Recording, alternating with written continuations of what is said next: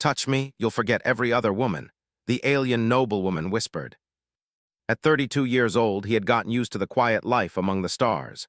No drama, no complications, just him, his ship, and the endless black void of space. That Tuesday started like any other day. He docked his vessel at Station Meridian for refueling. The station was huge, floating in orbit like a small city made of metal and glass. While his ship was being serviced, Jake decided to grab some coffee at the observation deck. It was his favorite spot on the station because you could see Earth from there, hanging in space like a blue marble. He was standing there, sipping his terrible coffee, when he saw her. She stood near the large window, and Jake's first thought was that something about her seemed off. Not bad off, just different. Her skin had this strange glow to it, like she was lit from within by some soft light. Her eyes were the strangest part. They kept changing color, shifting between purple and silver depending on how the light hit them. She wore simple clothes, nothing fancy, but the way she moved made her seem like she was floating rather than walking. Jake had seen plenty of aliens since first contact happened 5 years ago. The galaxy was bigger and stranger than anyone had imagined. But this woman was something else entirely. She noticed him staring and smiled. Not the polite smile strangers give each other, but a real one that reached her eyes. Jake felt embarrassed for being caught looking and turned back to his coffee. "The view never gets old, does it?" she said, walking over to stand beside him.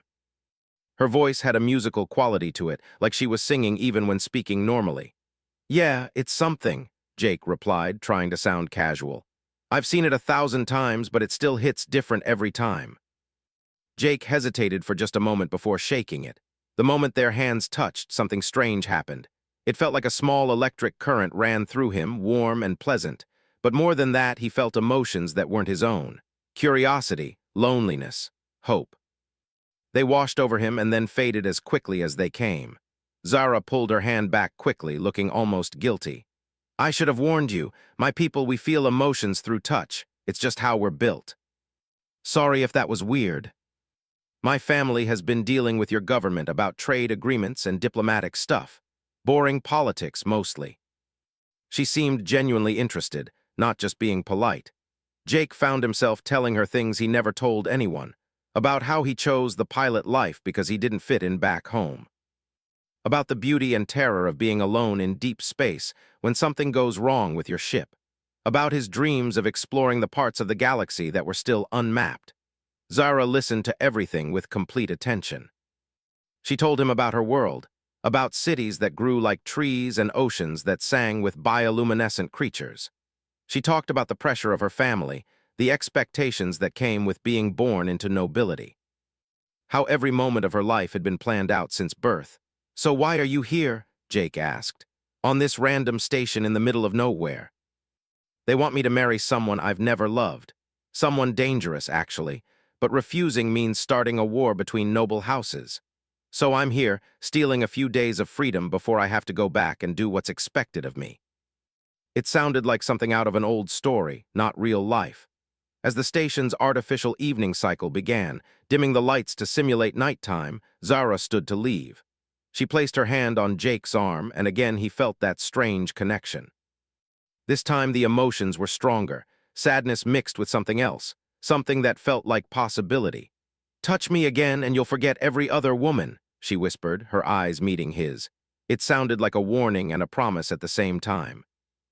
Before Jake could respond, she walked away, disappearing into the crowd of travelers and station workers.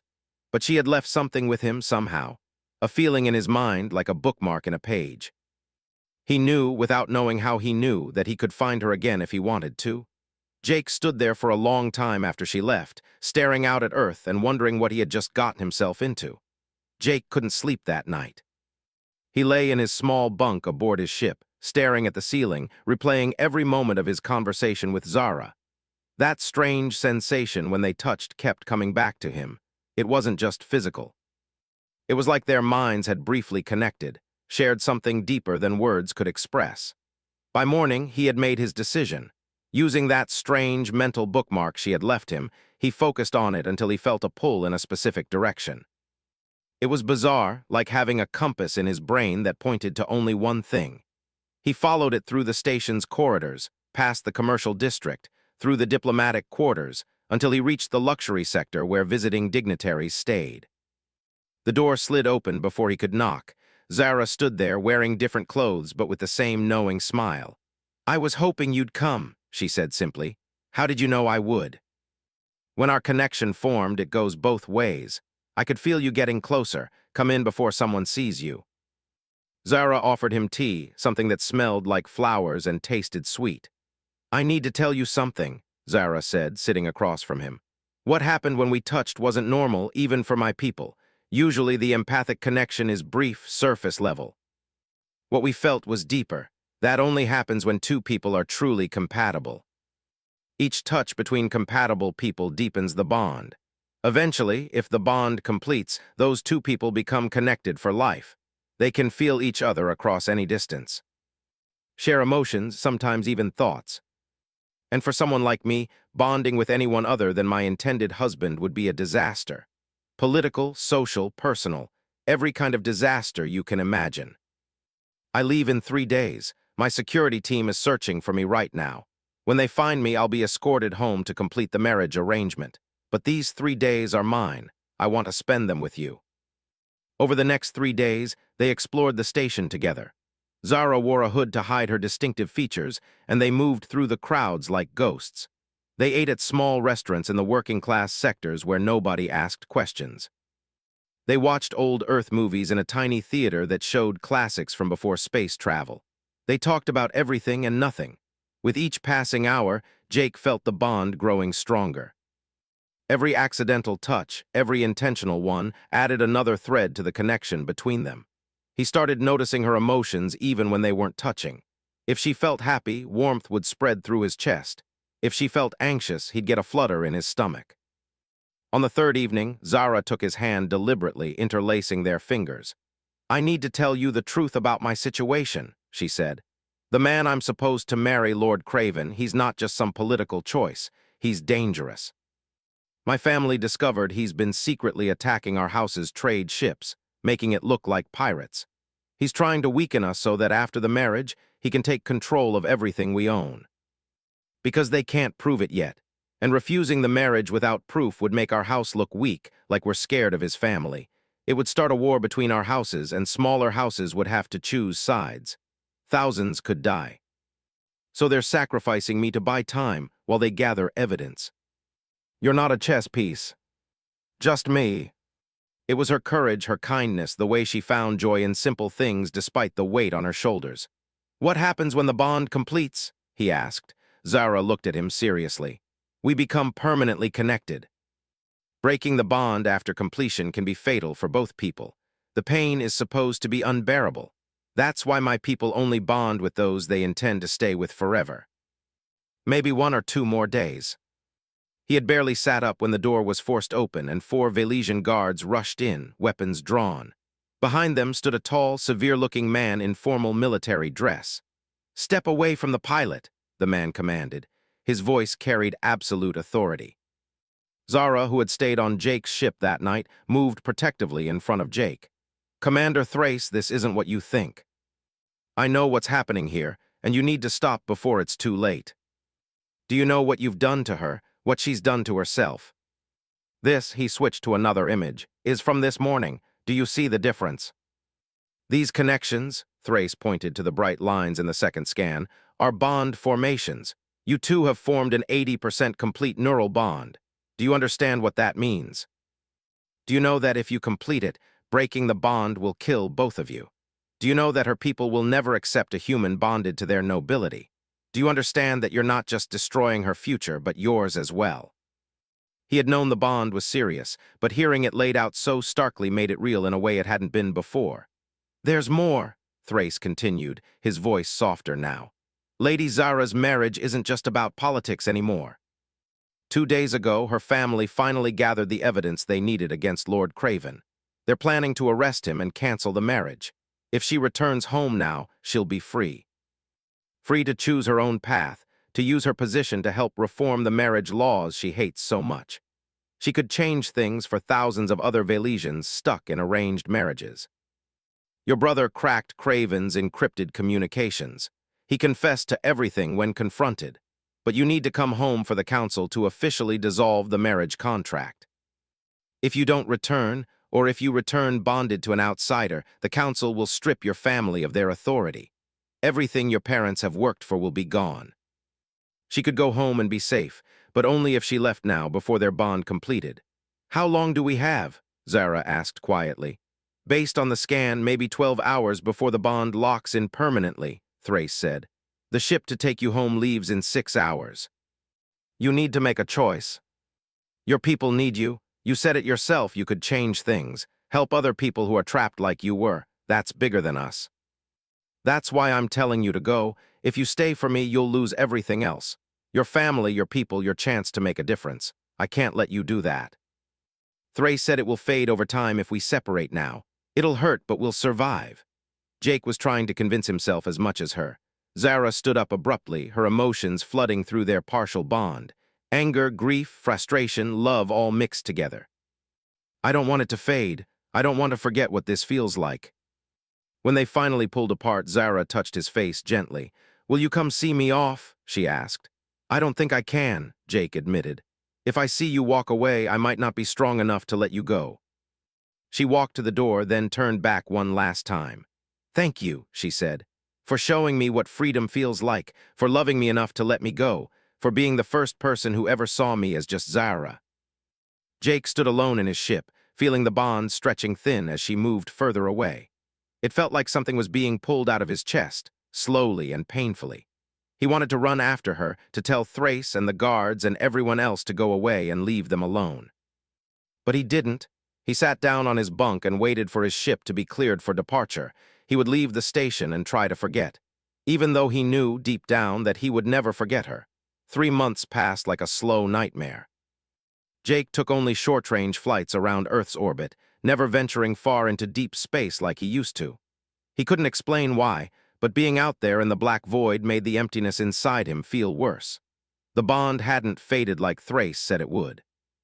Or maybe it had faded and this hollowed-out feeling was just normal heartbreak. Jake didn't know anymore. Sometimes, in quiet moments, he would feel things that didn't seem to be his own emotions. A flutter of anxiety during breakfast. A spike of determination while he was trying to sleep. He told himself it was his imagination, his mind playing tricks on him. He watched the news obsessively, looking for any mention of Velesians or their politics. There had been a brief report about Lord Craven's arrest for conspiracy and attempted murder. Another segment about reforms being proposed in Velesian marriage laws, but no mention of Zara specifically.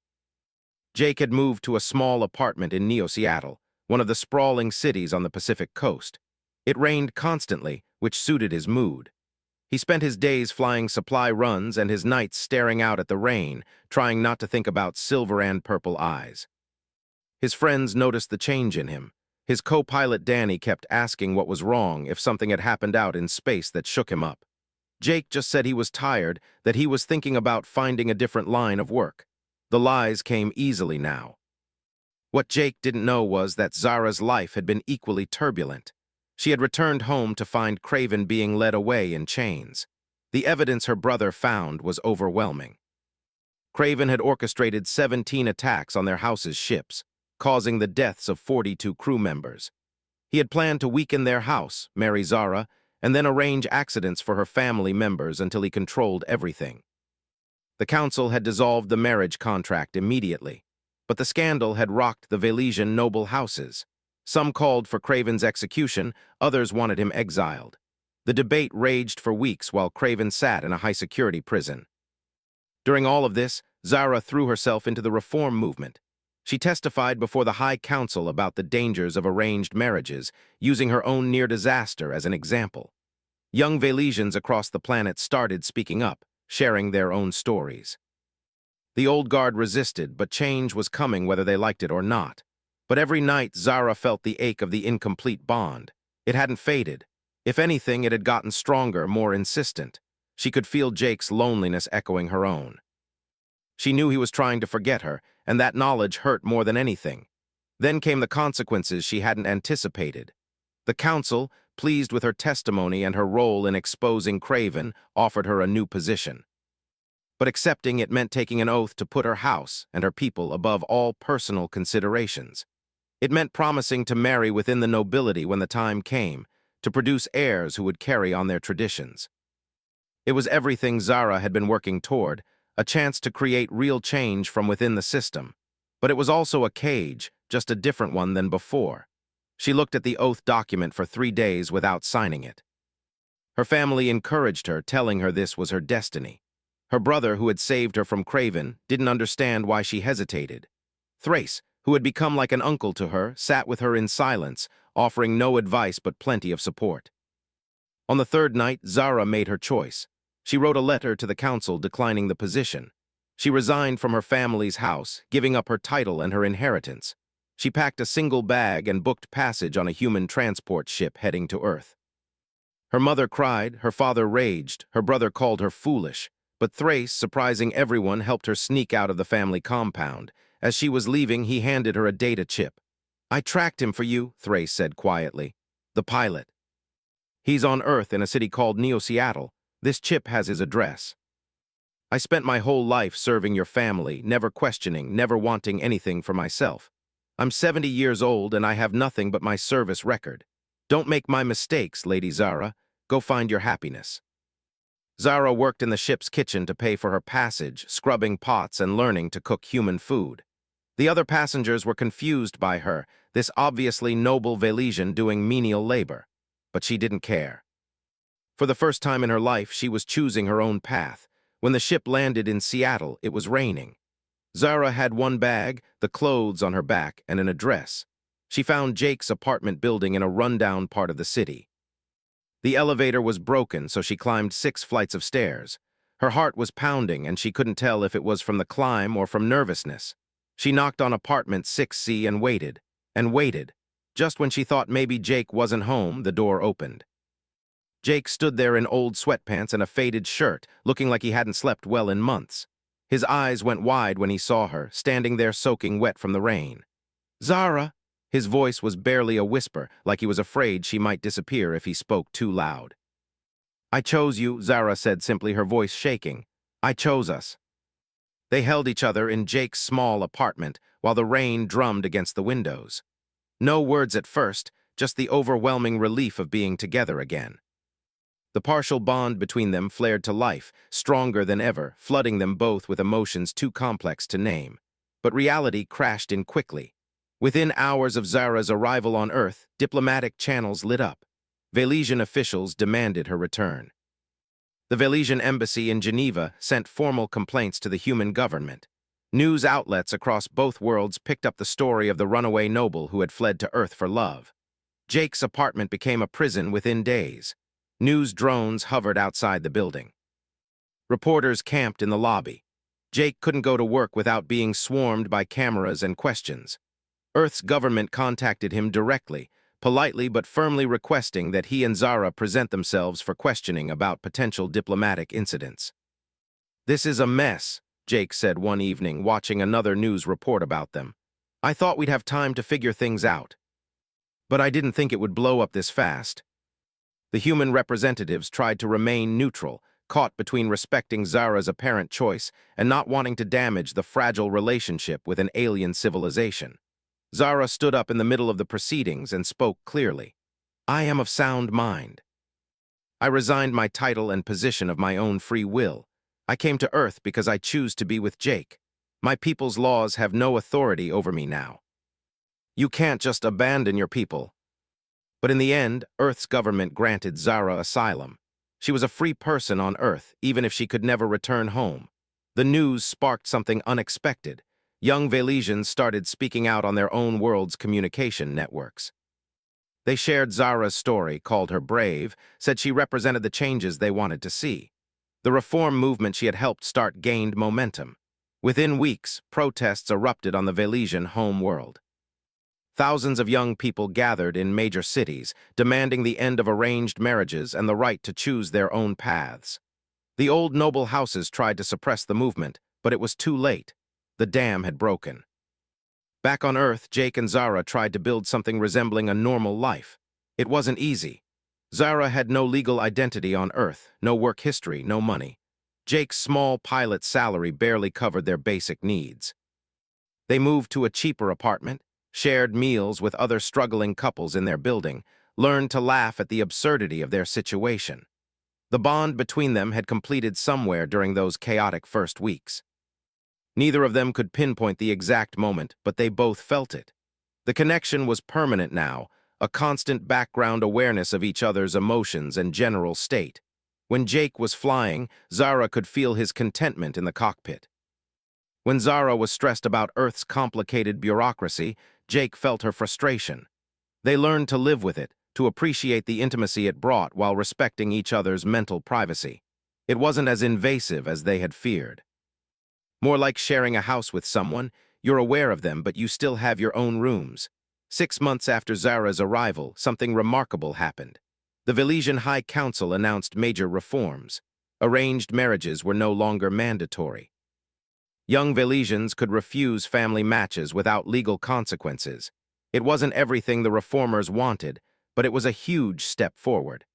The council sent an official message to Zara through diplomatic channels. They acknowledged that her actions, however controversial, had sparked necessary changes. They offered her a position as a special ambassador to Earth, one that would allow her to stay with Jake while representing her people's interests. Zara read the message 3 times before showing it to Jake. "They're giving me a way back," she said quietly. "Not home exactly, but a purpose, a way to be Velesian and be with you. But only if you're okay with it. Your life will never be private again. Dating an alien ambassador comes with a lot of attention." "That matters." She started work building bridges between humans and Velesians, using her unique position to facilitate understanding between the two species. Jake continued flying, though now he mainly transported diplomatic cargo and occasionally flew Velesian visitors around Earth. He found he liked the work, liked being part of something bigger than himself. On the 1-year anniversary of their first meeting, Jake and Zara returned to Station Meridian. They walked through the same corridors where they had spent those 3 stolen days together. The station workers recognized them now. Some smiled, others stared, a few asked for photos. They stood at the observation deck where they had first met, looking out at Earth hanging in space. "Do you ever regret it?" Jake asked. "Everything you gave up." "That's freedom. Not because they weren't good people, but because they weren't you. There's a difference." 2 people from different worlds who had chosen each other despite every obstacle, every consequence, every voice telling them it was impossible. Behind them, Earth turned slowly in its orbit, unchanged and eternal. But for Jake and Zara, everything had changed. They had built something new together, something that belonged to neither of their worlds but to both of them. A bridge between species, yes, but more importantly, a home in each other. The bond between them pulsed gently, a reminder that they were never truly alone. And as station life moved around them, busy and bright and full of possibility, they held hands and looked toward the future they had fought so hard to claim.